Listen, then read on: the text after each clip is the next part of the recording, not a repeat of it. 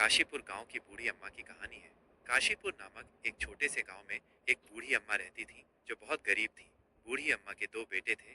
बड़े बेटे का नाम श्याम और छोटे बेटे का नाम राजू था।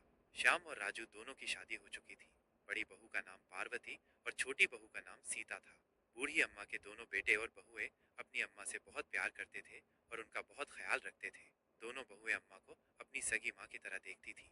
पार्वती बहुत सुंदर और चंचल स्वभाव की थी, जबकि सीता थोड़ी सांवली और दयालु स्वभाव की थी। दोनों बहुओं में बहुत प्रेम था और वे हर काम मिलकर करती थी। अम्मा के दोनों बेटे दिन रात खेतों में काम करते थे और दोनों बहुएं घर का सारा काम और बूढ़ी अम्मा का ख्याल रखती थी। लेकिन बूढ़ी अम्मा को छोटी बहू सीता कुछ खास पसंद नहीं थी। सीता के सांवले रंग के कारण अम्मा उसे पसंद नहीं करती थी। सीता चाहे कोई भी काम करे, अम्मा उसे गुस्से से ही डांटती थी। वहीं दूसरी ओर अम्मा बड़ी बहू पार्वती को बहुत प्यार करती थी।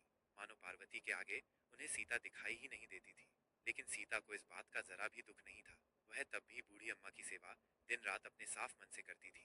फिर भी अम्मा को सीता पर जरा भी दया नहीं आती थी और वो उसके साथ बुरा व्यवहार ही करती थी। एक दिन हमेशा की तरह श्याम और राजू सुबह ही खेतों में काम के लिए निकल जाते हैं। उसके बाद बड़ी बहू पार्वती अम्मा और सीता से कहती है कि घर में सब्जियां खत्म हो गई हैं, इसलिए वो बाजार से ले आती है। यह कहकर पार्वती बाजार चली जाती है। सीता घर का काम करने लगती है। इतने में अम्मा चलते चलते गिर जाती हैं और जोर से चिल्लाने लगती हैं। सीता आवाज सुनते ही दौड़कर अम्मा के पास आती है और बिना समय गवाए अम्मा को लेकर अकेले ही अस्पताल चली जाती है।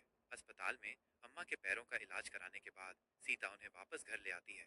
तब तक खेतों से अम्मा के दोनों बेटे और बड़ी बहू पार्वती भी घर आ जाते हैं। अम्मा की ये हालत देखकर सभी पूछते हैं। सीता सब कुछ बताती है। बूढ़ी अम्मा ये सब देखकर मन ही मन पछताने लगती हैं। उन्होंने सीता के प्रति जो व्यवहार किया, उससे उन्हें अपनी गलती का एहसास होता है। वो सीता से अपनी भूल की माफी मांगती हैं और उसे भी अपनी बेटी की तरह प्यार से रखने लगती हैं। वो दोनों बहुओं को एक समान प्यार करने लगती हैं।